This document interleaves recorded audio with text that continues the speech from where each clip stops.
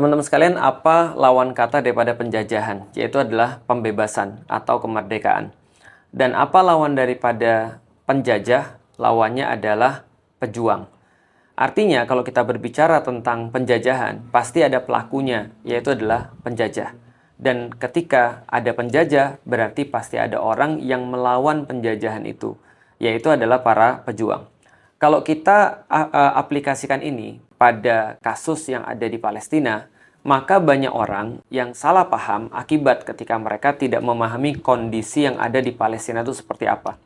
Pertama-tama teman-teman sekalian, negara ilegal yang namanya Israel itu baru ada setelah 1948. 1948 barulah berdiri namanya negara Israel. Walaupun yang sudah kita sampaikan itu adalah negara ilegal karena dibangun di atas tanah milik orang lain atau dibangun di atas tanah di mana orang-orang di situ sudah ada penghuninya. Itu yang pertama. Yang kedua, apakah permasalahan di Palestina itu dimulai pada tahun 1948? Jawabannya adalah tidak. Sebelumnya sudah ada orang-orang Yahudi, Zionis yang mereka mendirikan pemukiman-pemukiman di tanah-tanah kaum muslimin yang ada di Palestina, dan itu sudah menimbulkan konflik juga semenjak tahun 1920-an. Pasca daripada deklarasi Balfour yang diterbitkan pada tahun 1916. Maka dari sini kita bisa melihat bahwasanya problematika yang ada di sana adalah ketika ada negara didirikan di sebuah tempat dan tempat itu sudah memiliki penghuninya, sudah ada orang-orang yang memilikinya. Nah, permasalahan ini adalah permasalahan penjajahan. Sederhana banget. Ada orang yang sudah tinggal di satu tempat, lalu terus kemudian ada orang yang lain datang, penjajah Israel itu, lalu menimbulkan konflik. Jadi jangan dipelintir kemana-mana. Jangan dipelintir seolah-olah ini adalah perang antara Palestina dan Israel. Atau konflik antara Palestina dan Israel.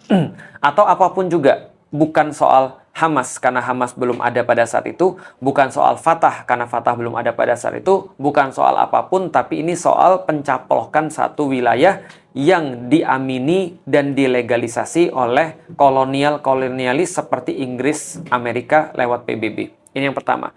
Hasil daripada penjajahan itu teman-teman sekalian adalah ketika Israel menguasai sebagian besar wilayah Palestina, maka ada dua wilayah yang masih dihuni oleh kaum muslimin secara umum. Yang pertama adalah West Bank atau tepi barat Sungai Yordan. Yang kedua adalah jalur Gaza atau yang kita kenal dengan nama Gaza Strip atau sekedar Gaza aja.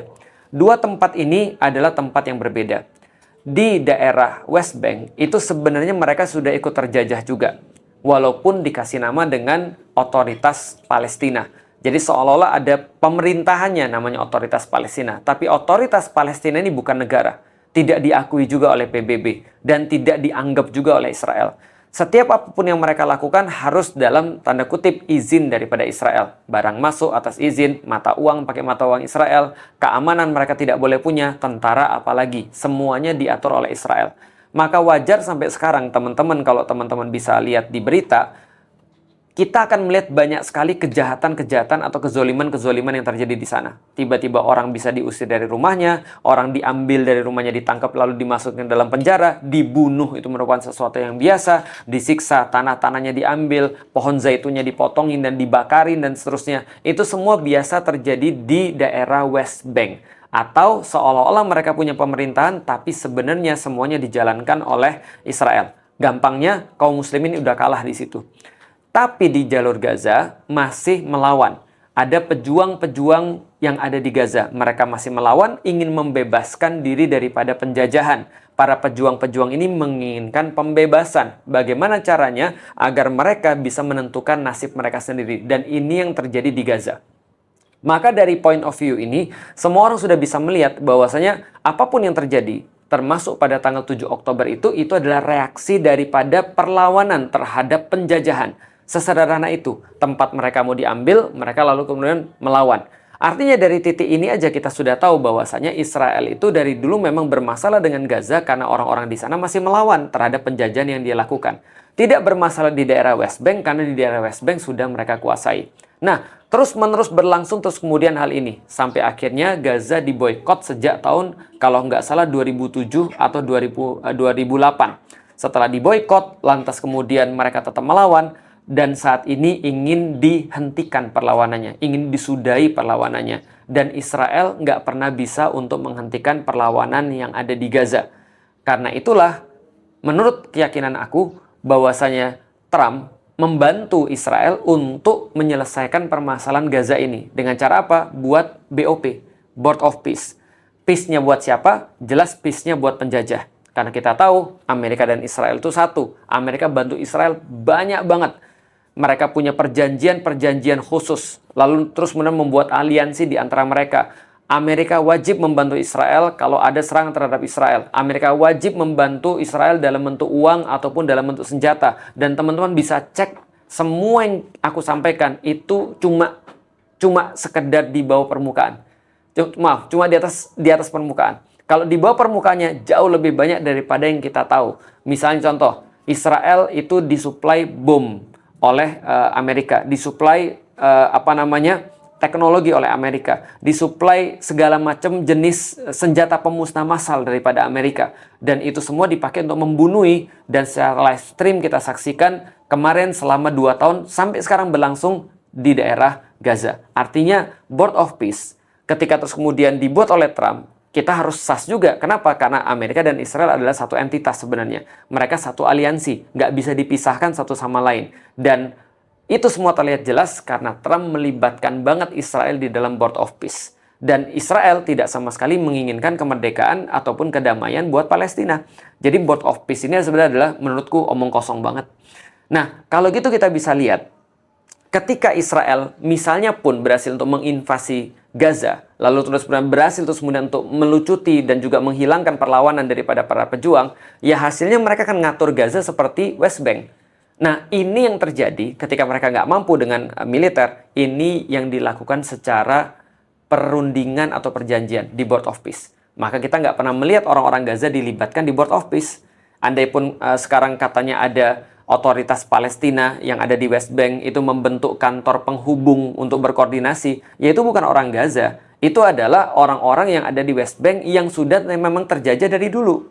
Artinya tidak sama sekali melibatkan warga Gaza, tidak melibatkan orang-orang pejuang yang ada di sana, dan justru melibatkan para Zionis yang paling banyak yang ada di situ. Artinya, Trump secara tidak langsung berhasil untuk melakukan sesuatu yang nggak pernah berhasil dilakukan oleh Israel, yaitu menjadikan orang-orang di Gaza tunduk dan diambil kebebasannya dan diatur nantinya seperti di West Bank dengan konsep The New Gaza. Pertanyaannya sederhana, ada nggak sih yang bisa menjamin? Siapa yang bisa menjamin bahwasannya New Gaza itu tidak akan jadi seperti West Bank? Orang sekarang semuanya justru mengarah ke sana secara kecenderungannya. Kebebasannya diambil, lalu terus kemudian dibombardir, dan ingat, tidak ada sampai sekarang, sampai detik ini yang bisa ngatur Israel. Israel berbuat semaunya. Dia tidak terus kemudian dia tidak bisa tunduk atas perjanjian apapun atau aturan apapun. Bodohnya kita adalah kita ngomong tentang peace sama para penjahat internasional. Kita mau bikin aturan tentang perdamaian, yang aturan internasional pun mereka nggak patuhin. Amerika nggak pernah patuhin peraturan internasionalnya atau hukum internasionalnya, atau Israel juga nggak pernah mematuhi hukum internasionalnya. Kok kita mau yakin sama orang-orang yang sudah terbiasa sampai sekarang track record-nya adalah ngelanggar aturan? Peace yang mana yang dimaksud? Dari titik ini teman-teman sekalian, aku pengen ngajak teman-teman untuk berpikir. Kalau teman-teman sudah ngelihat semua track record ini, dan teman-teman tahu biadabnya Israel itu kayak apa, dan sudah tahu seperti apa yang mereka lakukan pembunuhan dan genosida itu, dan sampai sekarang mereka nggak mengakui, sampai sekarang mereka merasa proud dan bangga dengan itu, dan sampai sekarang mereka mengatakan bahwasanya tidak akan berkomitmen pada either apakah two-state solution atau apakah kemerdekaan Palestina secara utuh. Terus kita mau ngarep apa sebenarnya? Orang Trump juga sudah berkomitmen akan selalu mendukung Israel dan apapun yang mereka lakukan. Belum kita bahas tentang two-state solution. Sampai di titik ini aja, semua itu sudah benar-benar nggak worth bagi kita untuk ngelihat Board of Peace. Itu cuma akal-akalan daripada Amerika untuk melegitimasi neokolonialisme secara langsung, secara depan mata kita. Dan jangan lupa, jangan lupa ambassador dari Amerika untuk Israel sudah jelas-jelas mengatakan bahwasanya menurut dia sebagai ambassador atau sebagai duta besar, kepada Israel. Menurut dia, wajar banget kalau Israel pengen mewujudkan the Greater Israel. Wilayah dari sungai Nil sampai ke sungai Eufrat. Itu adalah berarti mencakup adanya Arab Saudi di situ, Lebanon di situ, lalu terus Yordan di situ, lalu terus kemudian jelas Palestina, Suriah, dan seterusnya. Maka wajar sekarang Lebanon dibom, nggak ada yang bergerak. Ketika Israel melakukan pemboman terhadap negeri-negeri lain juga nggak ada yang bergerak. Balik lagi, apa sih yang mau kita harapin dari penjahat perang? Kita mau ngomong damai sama orang yang selalu punya track record melanggar aturan-aturan internasional. Ini kita buat supaya teman-teman bisa mikir. Solusinya apa? Belum ada selain memperbaiki pemikiran. Karena kalau pemikiran-pemikiran kita tetap terkungkung dengan cara berpikir penjajah, kita nggak punya solusi yang lain. Solusinya adalah perbaiki pemikiran kita, nanti baru akan terbuka jalan-jalan solusi untuk pembebasan Palestina. Liberation of mind before liberation of land. Tidak mungkin kita akan menang kecuali dengan cara kita sendiri, dengan cara yang telah disampaikan oleh Rasulullah, bukan dengan cara dan logika penjajah dan penjahat perang.